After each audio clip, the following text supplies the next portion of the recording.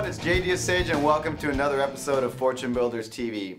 As always, got JD Sage in front of the camera, we got Dave Lupica behind the camera. A couple things different today that I'm really excited about. We've got a special guest. That's right, ladies and gentlemen, a special guest.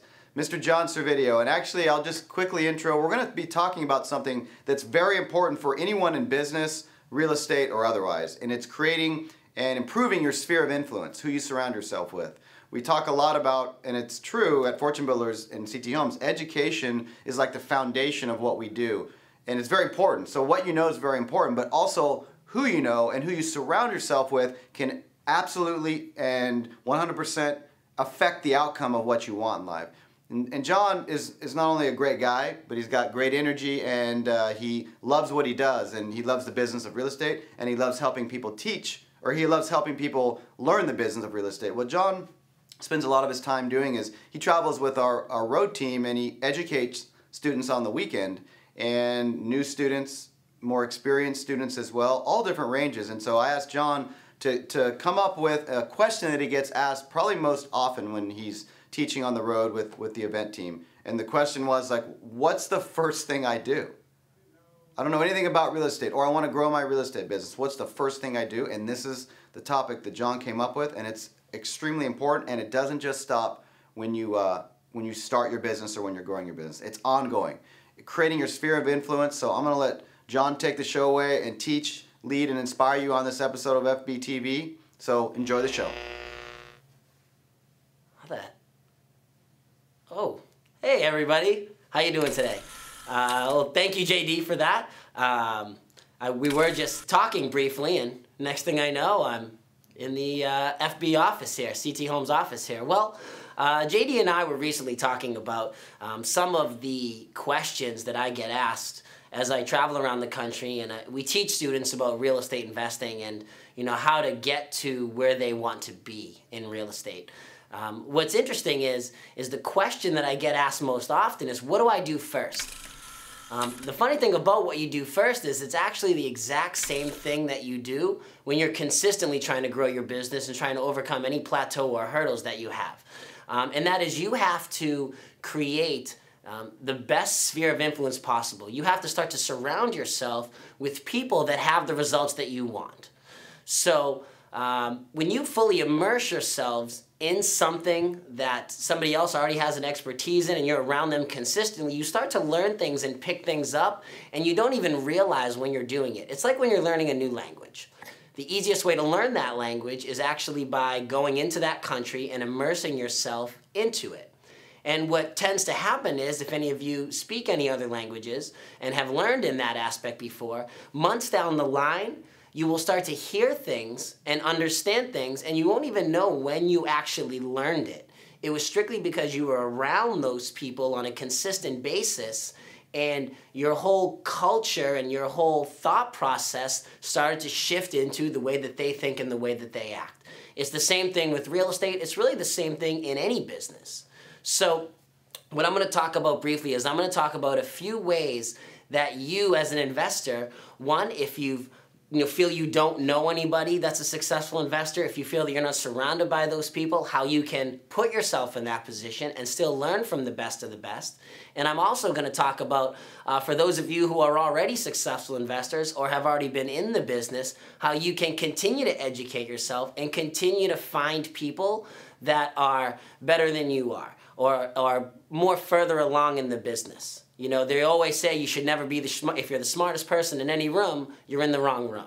So how can you put yourself in those rooms? So a couple things. The first thing I'll talk about is understand that the most successful people around, they consistently put out their message. They put out what they do that works. You can always read books, people like Richard Branson, people like, Than Merrill and Paula Sagan and JD Sajan. Not only do they write books, but they actually put out webinars, they put out social media posts that all have very good information. So the more you spend watching and listening to what these people talk about and how they approach their business and the attitude and the energy that they bring to their business, you're going to start to think and act just like those individuals. A couple other ways that you can do it.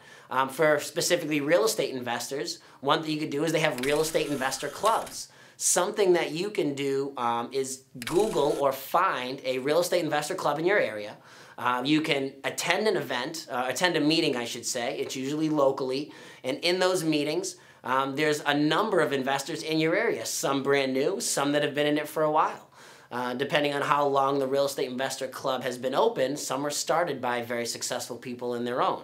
Also, those things will usually take an investment of anywhere from, you can make an initial investment to go once every so often. You could make a monthly fee. It will vary depending on the Real Estate Investor Club. The second thing that you can do to, the third thing. So the first thing was books. The second thing is real estate investor clubs. The third thing that you can start to get involved in and look at is a lot of highly successful people will have ways that you can invest in coaching programs, like Mastery, for example. I became a Mastery student, and not only did I learn the real estate investing business, which allowed my real estate business to grow exponentially in a very short period of time, but when I invested in coaching and I invested in being around these people that had the results that I wanted, I learned so much more than that.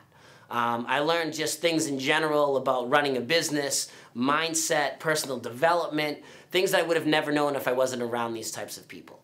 And also a higher level of that, or the next thing you could look into, it's what's called masterminds. People in almost any business can mastermind. What a mastermind really is a group of individuals that have common goals and also will hold themselves accountable to achieve those goals. If you get into one mastermind, you notice you're having a lot of success, most successful investors or most successful people in general will now continue to look for additional masterminds that they can invest in. One tip that I will give you, if anybody is going to help you with your business in general, if they don't have you invest, whether it be time or finances into that, they're probably not worth working with because they don't value their own time. One thing that I've learned from Paul and JD and Than on a consistent basis is time is everything. Time is not money, time is everything, and they value their time very highly, which is why I had to put in a lot of time, a lot of effort, and I had to put an investment in to make sure that I surrounded myself with these people, but that has already come back to me tenfold. So those are a couple tips. Now what I want to get into next is I want to get into our deal or no deal section. Deal or no deal? So, deal or no deal? Should you, whether you're getting started or have already been in the business for a while, continue to invest time and money, no matter how successful you are, into your business and into personal relationships? Well, if you've been paying attention throughout the course of this, and I can tell you from personal experience, that's absolutely a deal. Because that will help to continue to grow your business and put you in positions to learn things that you didn't even see coming. Ultimately, you get to learn the stuff that you didn't know, you don't know. So next I want to get into our quote of the week. Quote of the week. Quote of the week, since it isn't my quote, I want to make sure when I'm quoting something it comes off properly. Personal relationships are the fertile soil from which all advancement, all success, and all achievement in real life grows, by a man named Ben Stein. So what that really means is just that personal relationships, we always talk about what you know, but for those of you who are having success or looking to have success, it's more about who you know, because those people will give you what you need to know. That's how you develop that knowledge. There's no weakness in saying you need help from somebody. The strongest people in business seek out those people.